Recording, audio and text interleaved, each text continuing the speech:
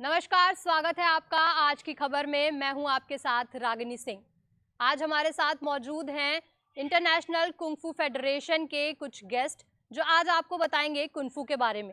हमारे साथ मौजूद हैं नेपाल वुमा कुंग-फू प्रेसिडेंट सिद्धार्थ लांबा जी। हमारे साथ मौजूद हैं ज्ञान प्रकाश टेक्निकल डायरेक्टर। हमारे साथ मौजूद हैं संजीत कुमार राय जो फेडरेशन के वाइस प्रेसिडेंट हैं और हमारे साथ एक इंटरनेशनल कुंग-फू प्लेयर है आकाश आनंद। तो आप सभी का बहुत बहुत स्वागत है। हम सर आपसे जानना चाहेंगे कि आप इस फेडरेशन के जो आप करने वाले हैं यहाँ पे चैंपियनशिप लखनऊ में, उसके पीछे क्या लक्ष्य है? सबसे पहले तो मैं बताना चाहूँगा कि भारतीय कुंग-फू संघ प्रतिबद्ध है स्वस्थ खिलाड़ी और अनुशासित राष्ट्र के लिए, जिसके लिए वो विगत 2004 से लगातार प्रयत्नशील है। कुंग-फू खेल भारतवर्ष की खेल है और यह आज से नहीं बल्कि हजारों वर्षों से एग्जिस्टेंस में है। आज से हजारों साल पहले बौद्ध धर्म नाम के एक बौद्ध साधक के द्वारा चीन में जाकर के वहाँ के शाओलिन टेम्पल्स में वहाँ के भिक्षुओं को मेडिटेशन और कंसंट्रेशन का ज्ञान दिया गया और सतत उनका विकास करने के लिए उन्होंने उनको आत्मरक्षा की कुछ मूलभूत तकनीकें सिखाईं, जो कि कालांतर में वहाँ के निवासियों के लिए बहुत ही फलदायक साबित हुई, उनके लिए बहुत ही लाभकारी हुई। धीरे धीरे ये कला आगे बढ़ती चली गई और ये कला इतनी सशक्त हुई कि वहाँ के स्थानीय निवासियों के रक्त में रच बस गई। उसके पश्चात यह चीन की सरहदों से बाहर निकल करके पूरे विश्व में फैल गई और आज पूरे विश्व में बहुतायत से लगभग सभी देशों में खेली जाती है और एक बहुत ही लोकप्रिय खेल के रूप में आज कुंग-फू के रूप में सामने है। भारतीय कुंग-फू संघ 2004 से प्रयास कर रहा है कि इस खेल को उन ऊंचाइयों तक पहुंचाए जहां पर किसी भी खेल के खिलाड़ी का पहुंचने का सपना होता है। भारतीय संघ का यह ध्येय वाक्य है कि मनसा वाचा कर्मणा, हम किसी भी काम को मन से करें, वचन से करें और कर्म से करें जिसके ऊपर हम खरे उतरते हैं। विगत 13 वर्षों के इतिहास में आज 2022 में हमारे पास में राष्ट्रीय और अंतर्राष्ट्रीय स्तर के पदक विजेता खिलाड़ी हैं। यहाँ के प्रशिक्षक निरंतर कार्य कर रहे हैं और इस खेल को विभिन्न प्रदेशों की गलियों से चुन चुन करके राष्ट्रीय प्रतियोगिता के माध्यम से अंतर्राष्ट्रीय पटल तक पहुंचा रहे हैं।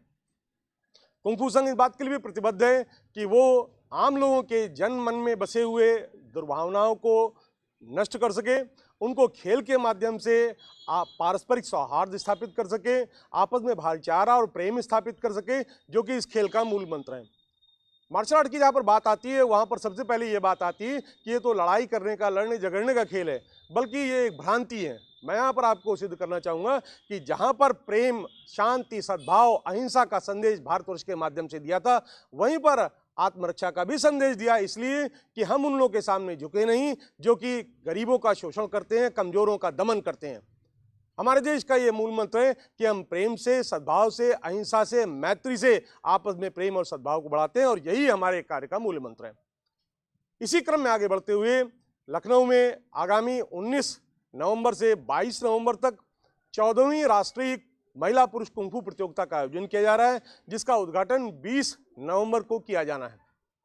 इस परिप्रेक्ष्य में मैं आपको बताना चाहूँगा कि भारतवर्ष के विभिन्न 18 राज्यों की महिला पुरुष खिलाड़ियों को इस प्रतियोगिता के माध्यम से आगामी अंतर्राष्ट्रीय प्रतियोगिता में भाग लेने का अवसर मिलेगा। यह एक बहुत ही अच्छा अवसर होगा इस खेल को करीब से देखने का, जानने का, समझने का और इसके रोमांच को अनुभव करने का। यहाँ ये भी बताना उचित होगा कि यह खेल किसी विशिष्ट चुनिंदा व्यक्तियों के लिए या किसी विशिष्ट शैली के लिए या बहुत अधिक ऊंची कला वाले लोगों के लिए नहीं है, बल्कि उन लोगों के लिए है जो कि जन जन के खेल के रूप में माना जाए। जैसे क्रिकेट लोकप्रिय खेल है, वैसी कुंग-फू भी लोकप्रिय खेल है, जिसके लिए संसाधनहीनता की रोना नहीं रोया जाता है, बल्कि ये सामान्य रूप से ही खेले जाने वाला खेल है, जो कि छोटे बच्चे से लेकर के 80 साल के व्यक्ति के लिए भी उतना ही सहज है जो कि लोग सोचते हैं। इसमें अनेकों प्रकार की विधाएं हैं, जिसमें कि हम खाली हाथ से, हथियारों के साथ में, या हम आध्यात्मिक रूप से अपनी आत्मरक्षा करने में सक्षम होते हैं। मैं इस अवसर पर आप सभी को शुभकामनाएं देते हुए यह आह्वान करना चाहता हूं कि इस खेल के माध्यम से हम सशक्त बने, मानसिक रूप से सशक्त बने और एक नए राष्ट्र की परिकल्पना की तरफ हमारे प्रधानमंत्री आदरणीय नरेंद्र मोदी जी और हमारे यशस्वी मुख्यमंत्री हमारे योगी जी के साथ में, उनके ध्येय वाक्य के साथ में आगे बढ़ें। हम स्त्री शक्ति महिला जागरण के समर्थक हैं और उन्हीं के नक्शे कदम पर चलते हुए इस खेल को जन जन का खेल बनाना चाहते हैं। वह दिन दूर नहीं कि यह खेल आप सभी के लिए आत्मरक्षा के साथ साथ में आपके जीवन के विकास के लिए भी सार्थक सिद्ध होगा। इस प्रतियोगिता के चयनित जो विजेता खिलाड़ी होंगे वो आगामी 23 नवंबर को मैत्री प्रतियोगिता जो कि नेपाल और भारतवर्ष के बीच में होने वाली है उसके बीच में प्रतिभागिता भी करेंगे। ये हमारे खिलाड़ियों के लिए एक बड़ा ही अधिक अच्छा अवसर होगा। मैं इस अवसर को एक सकारात्मक अवसर के रूप में लेते हुए शुभकामनाएं प्रेषित करता हूं कि यह प्रतियोगिता भारतवर्ष के लिए एक मील का पत्थर बनेगी। मैं इसी शब्दों के साथ अपनी वाणी को विराम देते हुए शुभकामनाएं प्रेषित करता हूं। जय हिंद, जय भारत। जी ज्ञान प्रकाश जी, आपने बहुत अच्छी बात कही कि आप कुंग-फू को बहुत आगे बढ़ाना चाहते हैं। मैं आपसे जानना चाहूंगी सिद्धार्थ लांबा जी कि कुंग-फू जो है वैश्विक स्तर पर क्यों नहीं विकसित हो पाया, जबकि वो एक प्राचीन खेल है उसके बाद भी। And we are here for the National Championship of Indian Kung Fu Federation and forming the Indo-Nepal Kung Fu and Sports Cultural Council who are here. We already completed our yesterday meeting. We have passed some different agendas there. One is Nepal and Nepal Uma Kung Fu Association and Indian Kung Fu Federation. We are jointly organized. We are going to jointly organize Indo-Nepal Kung Fu Championship in the future after completion of the National Championship of Indian Kung Fu Federation. Like this, and Nepal and Indian Kung Fu Federation have completed the mutual understanding during the national championship.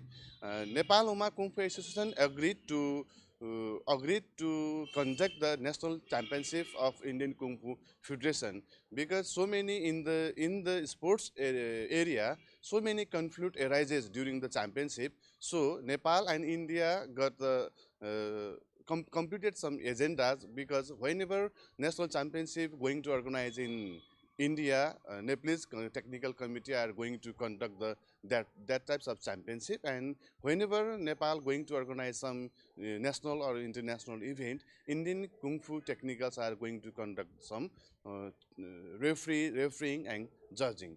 And according to these questions, before going to the questions, I would like to say Happy Diwali to all the Indian peoples and wish you all the best for National Kung Fu player for his great achievement, and likewise all the Indian people, Mata Lakshmi blessing them to their prosperity, sound health, and resolve all the problems.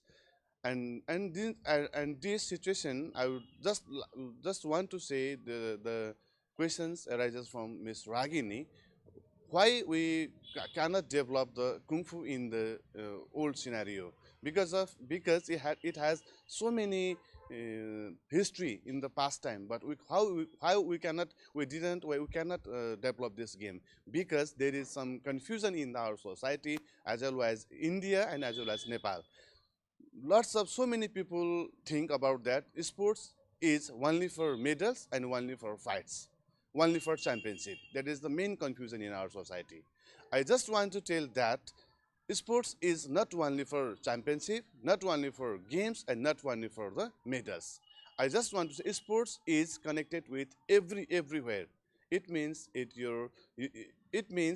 connected with your education, connected with your career, obviously connected with your hosting career, because whenever we want success in our life, education life, our economic life, our business life, everywhere we must have a sound health. Without regular practice of sports and physical sports, we never get the success, because if you want success in our field, we must have the sound health. So if you connected with sports, you can get success in your school.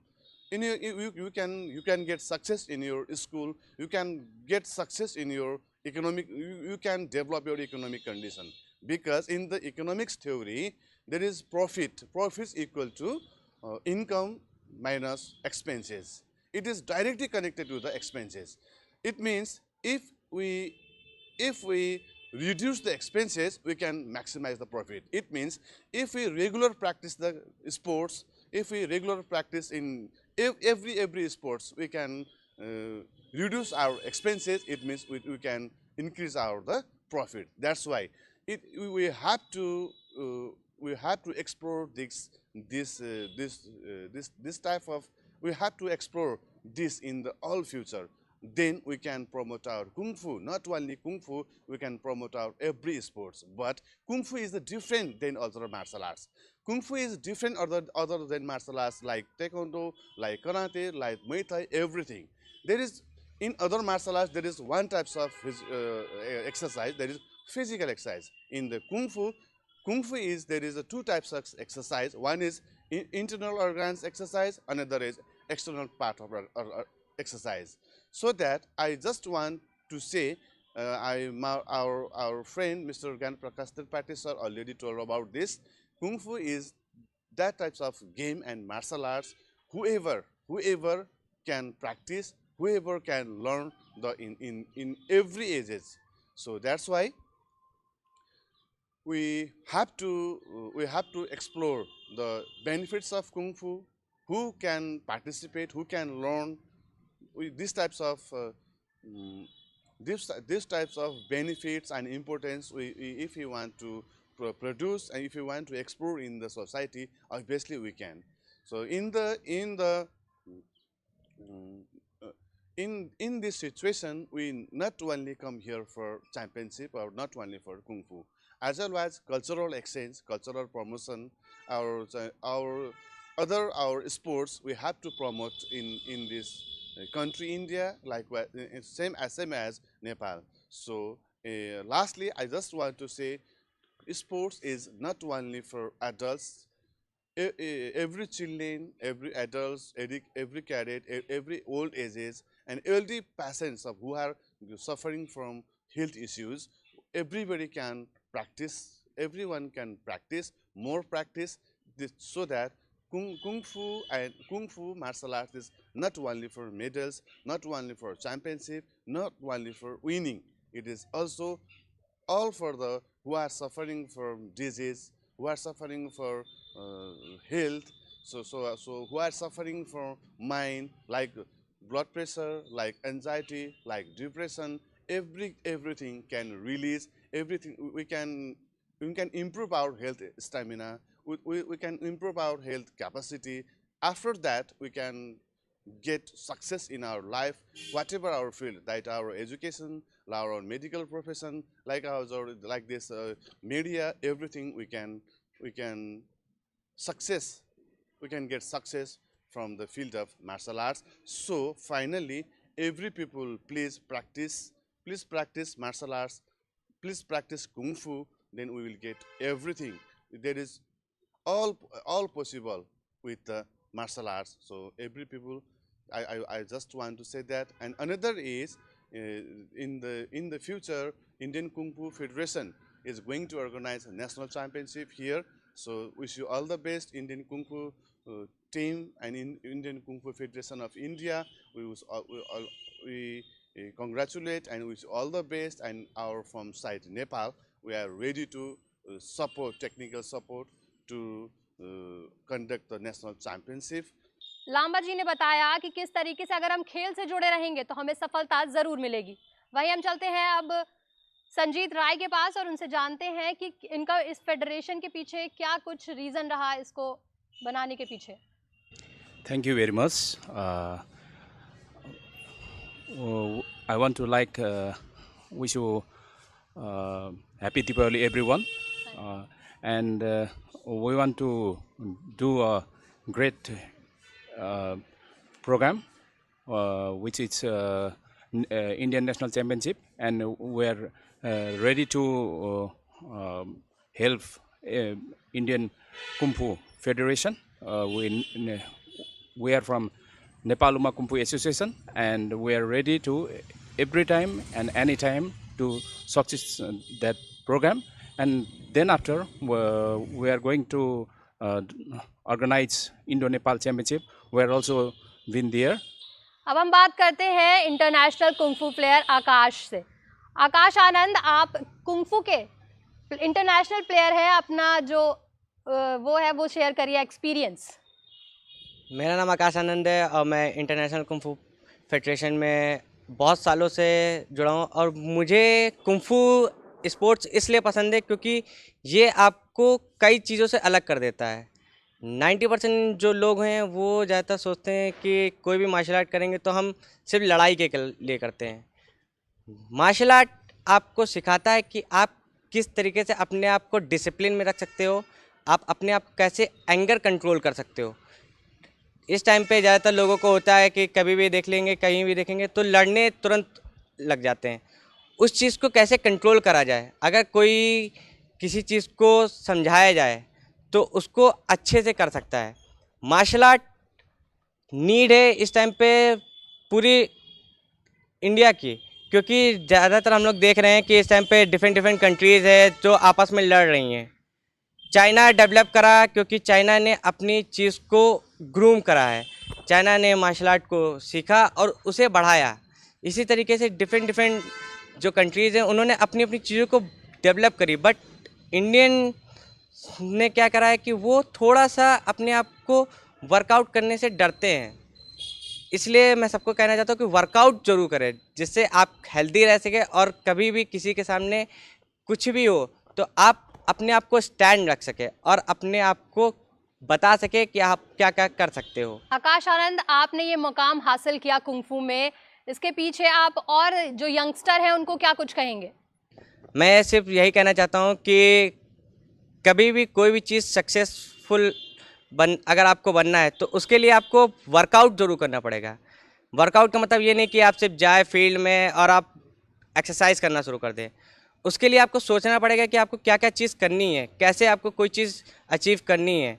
आपको उससे related कई सारी चीज़ें आपको बनाने पड़ेंगे, goals बनाने पड़ेंगे, आपको कई सारे आपके पॉइंट्स बनाने पड़ेंगे कि आपको क्या चीज़ नहीं करनी है लाइफ में। कई जैसे 90% इस टाइम पे यूथ जो हैं वो नशे में जा रहे हैं, ड्रग्स में जा रहे हैं, उनको वो चीज़ हेल्पफुल नहीं है।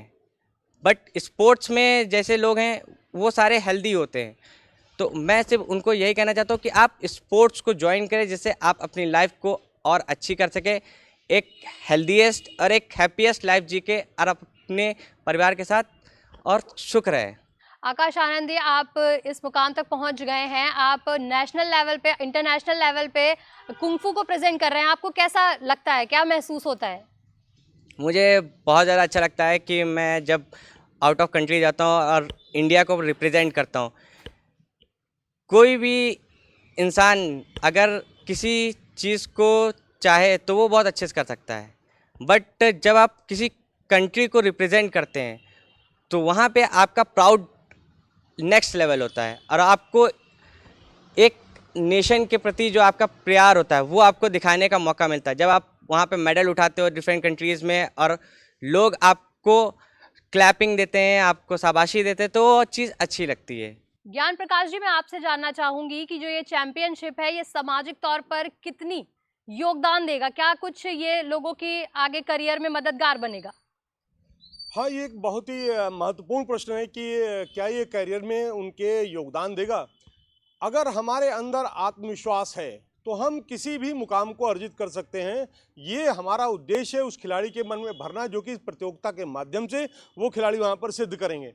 एक बार पदक जीतना और उसके पश्चात उससे प्राप्त सर्टिफिकेट के आधार पे आगे की उसकी यात्रा तय करना, ये एक बहुत बड़ा यक्ष प्रश्न है। यह प्रश्न संघ की ओर से भारत सरकार खेल मंत्रालय से पूछा जाना ज़्यादा उचित होता है कि क्या वो खेल जो कि मान्यता प्राप्त नहीं है, क्या उनके सर्टिफिकेट, उनके खिलाड़ियों के द्वारा जीते गए विजयी पदक, उनके देश के द्वारा उठाए गए झंडे, क्या ये वास्तव में उसके जीवन में कुछ मूल्य रखते हैं? सरकार की नज़र में क्या ये योगदान देते हैं? क्या भारतवर्ष का ध्वज पूरे विश्व में अपना प्रकाश नहीं फैलाता है? हाँ, बिल्कुल फैलाता है। और ये सारे सर्टिफिकेट, ये सारी उपलब्धियां उसकी देश की प्रगति में योगदान देती हैं। बात यहाँ पर सिर्फ ये नहीं है कि उससे उसको किसी स्कूल में एडमिशन मिला कि नहीं मिला, उसको किसी जगह पर नौकरी मिली या नहीं मिली, उसको उसके माध्यम से उसका जीवन का लक्ष्य प्राप्त हुआ कि नहीं प्राप्त हुआ, ये गौड़ है। निसंदेह अगर आप पढ़ाई करेंगे क्योंकि पढ़ाई मूल मंत्र है। जो खेल ओलंपिक से रिकॉग्नाइज है उन्हीं खेल को आगे बढ़ने का मौका मिलता है। पूरे विश्व की सरकारें उनको सहयोग देती हैं, सुविधाएं देती हैं, संसाधन देती हैं, परंतु वो बल नहीं देती हैं जो कि खेल उनको बल देता है। खेल जो उनको बल देता है उसी के माध्यम से वो आगे बढ़ते हैं और देश का नाम रोशन करते हैं। निसंदेह भारतवर्ष में कुंफू के खेले जाने वाले जो खिलाड़ियों के द्वारा प्राप्त पदक और प्रमाण पत्र हैं वो उनको विभिन्न योजनाओं में विभिन्न प्रकार के सहयोग मतलब क्षेत्रों में योगदान देते हैं। मिलिट्री में, अनेकों प्रकार के सशस्त्र फोर्सेज में वो पूरा अपना योगदान देते हैं। एमटी यूनिवर्सिटी और लखनऊ यूनिवर्सिटी ऐसे बहुत से शैक्षिक संस्थान भी उनके सर्टिफिकेट को पूरी तवज्जो देते हैं, क्योंकि भारतवर्ष में मैं समझता हूँ कि नेपाल में भी और इसके अलावा अन्य देशों में भी जो ए कैटेगरी के ओलंपिक खेल हैं, बी कैटेगरी, सी कैटेगरी में उनको जो योग्यता मिलती है, उनको जो अधिमानी भार मिलता है उतना तो नहीं, परंतु कुंफू के भी खिलाड़ियों को उनके प्रमाण पत्रों के साथ में काफ़ी कुछ सहयोग मिलता है। आशा करता हूं कि आने वाले समय में प्रदेश सरकार, योगी सरकार के नेतृत्व में जो कार्य कर रही है, निसंदेह इस पे ध्यान देगी और कुंफू के खिलाड़ियों को भी समाज में योगदान देने के लिए उस पे ध्यान देने का मतलब प्रयास करेगी और हो भी रहा है। मुझको लगता है कि हमारे प्रदेश के जो बहुत ही कर्मठ प्रशासनिक अधिकारी श्री नवनीत सहगल जी, मैं उनका बहुत ही आभारी हूं कि वो इस खेल को योगदान देने में और इसके साथ साथ अन्य खेलों को जो कि पिछले हैं, क्षेत्र के पारंपरिक हैं, देशी खेल हैं, उन सबको बढ़ाने का प्रयास कर रहे हैं। हम भी उसके लिए प्रयत्नशील है कि हमारे ये सबसे विश्व के प्राचीन आत्मरक्षा के खेल को वो निसंदेह सहयोग करेंगे और खिलाड़ियों को वो सहयोग प्रदान करेंगे जिसके लिए वो अभिलाषी हैं। देश देख रहा है उन खिलाड़ियों को कि कुंफू खिलाड़ी किस प्रकार से देश का नाम इस प्रतियोगिता के माध्यम से अंतर्राष्ट्रीय स्तर पर ले जा करके अपने ध्वज को फहराने में योगदान करते हैं। हम सभी उस प्रशस्त पथ के लिए अभिलाषी हैं। जैसा कि ये चैंपियनशिप जो है देश विदेश, देश और प्रदेश में लोग सरकार इसको मदद कर रही है, जैसा कि ज्ञान प्रकाश जी ने बताया। तो ज्ञान प्रकाश जी बताइए, जो चैंपियनशिप है इसमें किस किस स्टेट से लोग पार्टिसिपेट कर रहे हैं? मुख्य रूप से हमारे उत्तर प्रदेश के खिलाड़ी जो विगत 5 वर्षों से चैंपियन हैं, एक बहुत बड़ी टीम के साथ में इस बार पुनः अपनी श्रेष्ठता को सिद्ध करने के लिए उतरेगी। ये आयोग टीम है। मैं इसके बारे में ज़्यादा नहीं बताना चाहता हूँ। आकाश आनंद इस टीम का नेतृत्व कर रहे हैं। ये अंतर्राष्ट्रीय खिलाड़ी हैं।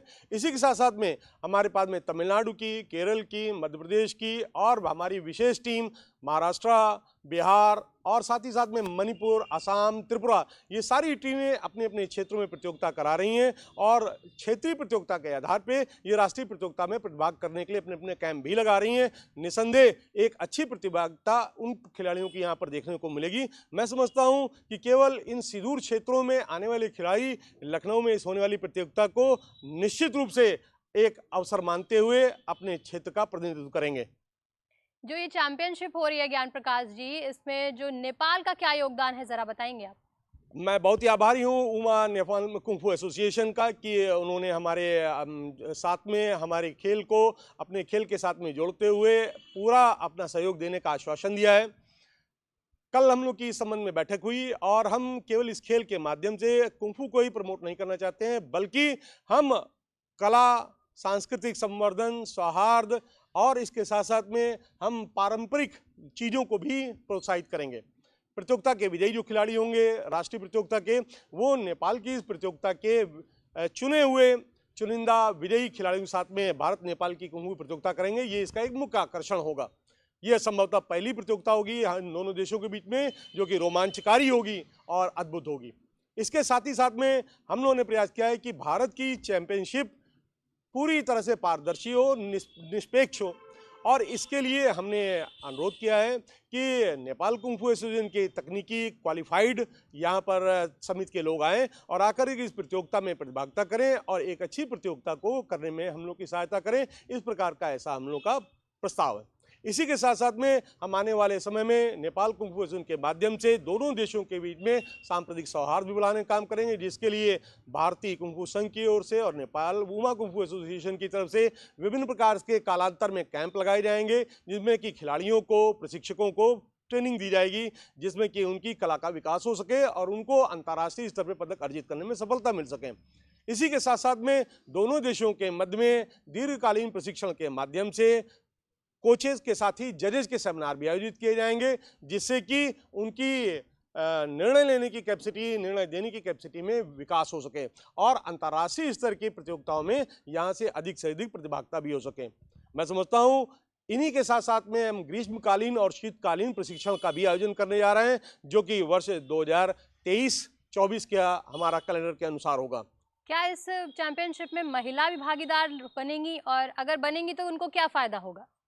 ये एक बहुत ही अच्छा प्रश्न है। सभी खेलों में महिलाएं आजकल बढ़ चढ़ के हिस्सा ले रही हैं। कुंफू भी इससे अछूता नहीं है। छोटे छोटे बच्चे जब आते हैं और खेलते हैं तो कुंफू को अपने जीवन का अविभाज्य हिस्सा मानते हैं। 8 साल की बच्चियां इसमें पार्टिसिपेट करती हैं, सब जूनियर कैटेगरी में 12 साल की उम्र तक। उसके पश्चात जो बालिकाएं हैं वो 18 साल से कम की उम्र में जूनियर चैंपियनशिप में प्रतिभागिता करती हैं और चारों प्रतिभागिताओं में प्रतिभागिता करेंगी, जिसमें कि ताओलू, तुइशू, ताइची और सांडा की प्रतियोगिता होगी। उसके पश्चात सीनियर कैटेगरी होगी, जिसमें कि महिलाएं भी प्रतिभागिता करेंगी। मैं समझता हूं कि कुछ ऐसी महिलाएं जो कि 50 साल की उम्र भी पार कर चुके हैं, वो भी प्रतियोगिता का हिस्सा बनेंगी और आप सब लोग उनको इन प्रतियोगिता में प्रतिभागिता करते हुए देखेंगे। किस प्रकार एक महिला सामाजिक रूप से काम करते हुए अपने घरेलू कामों से अपना समय निकालकर कुंफू की प्रतियोगिता खेलती है और वो अपने व्यवहारिक जीवन में उसका कैसा प्रयोग करती है, जिससे कि उनके घर का सामंजस्य, उनके बीच के सौहार्द का वर्धन होता है। मैं समझता हूँ आज के समय में महिलाओं के ऊपर पूरा घर का, समाज का बोझ होता है। उसके बीच में वो समय निकाल के जब किसी प्रतियोगिता में प्रतिभागिता करती है तो केवल वो प्रतिभागिता ही नहीं करती है, बल्कि वो बहुत सारे लोगों को प्रोत्साहित भी करती है। वो जहां अपना एक तरफ अपना हौसले को दिखाती है, वहीं पर हम लोग के भी हौसले का वर्धन करती है कि इस खेल को बढ़ाने में जो आज से 2500 साल पहले प्रयास हो रहे थे, वो आज की महिलाओं के द्वारा प्रयास हो रहे हैं। मैं शुभकामनाएं देता हूं सभी महिलाओं को और आह्वान करता हूं आज के जन का कि अपने घर में कुंफू खेल के लिए महिलाओं को, बालिकाओं को प्रोत्साहित करें। ये केवल एक खेल ही नहीं है, बल्कि एक आंदोलन है स्वास्थ्य के प्रति। हमारे प्रधानमंत्री मोदी जी का जो आह्वान है फिट इंडिया का, उसमें आप सभी का योगदान है और निसंदेह ये केवल देश को बढ़ाने का काम नहीं करेगा, बल्कि आपके साथ साथ आपके जीवन को भी सुगम सरल बनाने का काम करेगा। मैं इस अवसर पर आप लोगों को अंत में ये बताना चाहूँगा कि यह खेल धीरे धीरे आगे बढ़ रहा है। अभी school game federation of India से हम लोग की बातचीत हुई है और बहुत ही शीघ्र यह खेल स्कूली खेलों में शामिल होने जा रहा है। वर्ष 2023 में यह खेल स्कूलों का एक खेल होगा। मैं समझता हूँ जैसे ही ये खेल में स्कूली खेलों में शामिल होगा, निसंदेह ये खेल तेजी से आगे बढ़ेगा और ये जन जन का खेल बनेगा। मेरा ये विश्वास है कि ये खेल जहां जन जन का खेल बना, वो निश्चित रूप से एक आंदोलन का रूप धारण करके ये देश के लिए प्रतिष्ठा का बायस बनेगा। निश्चित ही ज्ञान प्रकाश जी, ये जन जन का खेल बनेगा और ये देश में एक परचम लहराएगा। कुंफू फेडरेशन ऑफ इंडिया को आज की खबर की टीम की तरफ से भी बहुत बहुत शुभकामनाएं, जो देश में एक अलग पहचान बनाए, बहुत जल्द बनाए। देखते रहिए आज की खबर।